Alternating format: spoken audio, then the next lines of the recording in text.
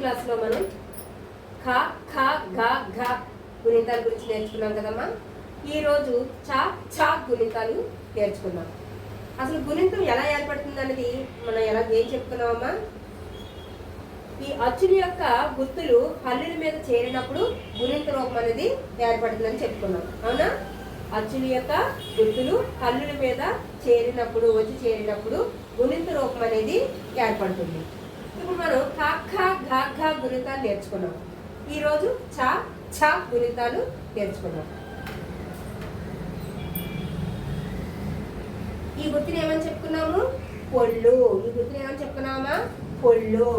అంటే చ అనే అక్షరానికి పొల్లిస్తే, చాకి పొల్లిస్తే ఇచ్. చాకి పొల్లిస్తే ఏమవుతుందమ్మా? ఇచ్. ఇచ్ అనే అక్షరానికి ఆ అనే అచ్చు వచ్చి చేరితే, ఆ యొక్క గుర్తు తలకట్టు. ఆ యొక్క గుర్తు ఏంటమ్మా? తలకట్టు. అంటే చాకి తలకట్టిస్తే చాకి తలకట్టిస్తే చ అవుతుంది. అలాగే ఇచ్ అనే అక్షరానికి ఆ అనే అచ్చు వచ్చి చేరితే ఆ యొక్క గుర్తు దీర్ఘం. ఆ యొక్క గుర్తు ఏంటమ్మా? దీర్ఘం. అంటే చాకి ఏమి ఇవ్వాలి? దీర్ఘం ఇవ్వాలి. చాకి దీర్ఘం ఇస్తే చా. చాకి దీర్ఘం ఇస్తే చా. నెక్స్ట్ ఇచ్ అనే హల్లుకి ఈ అనే అచ్చు వచ్చి చేరితే ఈ యొక్క గుర్తు గుడి. ఈ యొక్క గుర్తు ఏంటమ్మా? గుడి. అంటే చాకి గుడిస్తే చి. చాకి గుడిస్తే చి.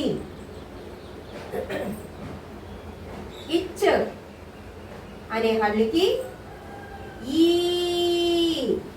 అనే అచ్చు వచ్చి చేరితే ఈ యొక్క గుర్తు గుడి దీర్ఘం. ఈ యొక్క గుర్తు ఏంటమ్మా? గుడి దీర్ఘం. అంటే చాకి గుడి దీర్ఘం ఇస్తే చీ అవుతుంది. చాకి గుడి దీర్ఘం ఇస్తే చీ అవుతుంది. ఇచ్ అనే హల్లుకి ఊ అనే అచ్చు వచ్చి చేరితే ఊ యొక్క గుర్తు కొమ్ము. ఊ యొక్క గుర్తు ఏంటమ్మా? కొమ్ము. అంటే చాకి కొమ్మిస్తే చూ అవుతుంది. చాకి కొమ్మిస్తే చూ అవుతుంది. ఇచ్ అనే హల్లుకి ఊ అనే అచ్చు వచ్చి చేరితే ఊ ఒక గుర్తు కొమ్ము దీర్ఘం. ఊ యొక్క గుర్తు ఏంటమ్మా? కొమ్ము దీర్ఘం. అంటే చాకి కొమ్ము దీర్ఘం ఇస్తే చూ అవుతుంది. చాకి కొమ్ము దీర్ఘం ఇస్తే చూ అవుతుంది. అలాగే ఇచ్ అనే హల్లుకి ఇచ్ అంటే చా యొక్క రూపం. చా యొక్క మొదటి రూపం. ఇచ్ అనే హల్లుకి అరు అనే అచ్చు వచ్చి చేరితే అరు యొక్క గుర్తు రుత్వం. అరు యొక్క గుర్తు ఏంటమ్మా? రుత్వం. అంటే చాకి రుత్వం ఇస్తే ఏమవుతుంది? చ్రు. చాకి రుత్వం ఇస్తే చ్రు అవుతుంది. ఇచ్ అనే అక్షరానికి హల్లుకి అరు అనే అచ్చు వచ్చి చేరితే అరు యొక్క గుర్తు రుత్వ దీర్ఘం. అరు యొక్క గుర్తు రుత్వ దీర్ఘం. చాకి రుత్వ దీర్ఘం ఇస్తే చ్రూ అవుతుంది. చాకి రుత్వ దీర్ఘం ఇస్తే చ్రూ అవుతుంది. అలాగే ఇచ్ అనే హల్లుకి ఏ అనే అచ్చు వచ్చి చేరితే ఏ యొక్క గుర్తు ఏత్వం. ఏ యొక్క గుర్తు ఏంటమ్మా? ఏత్వం.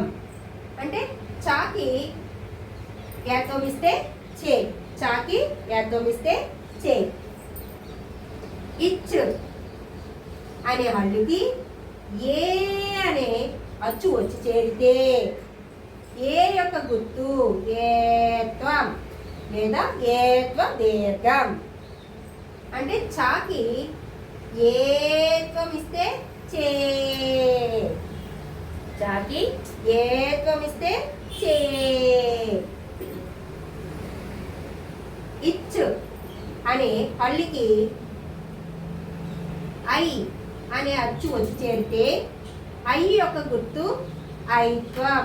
ఐ యొక్క గుర్తు ఏంటమ్మా? ఐత్వం.